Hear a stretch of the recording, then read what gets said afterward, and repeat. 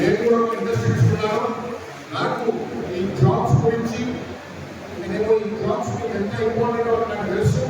మీకు నేను ఎక్కడ మాట చెప్పకుండా సలహా ఇస్తున్నాను.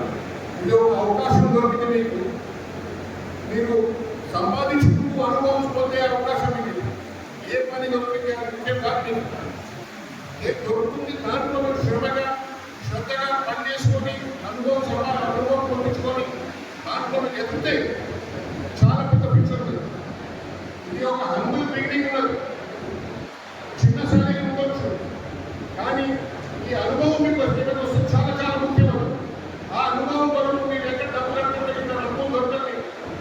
ఎందుకంటే మీకు ఈ అనుభవం పొందడానికి మీకు డబ్బు దొరుకుతుంది.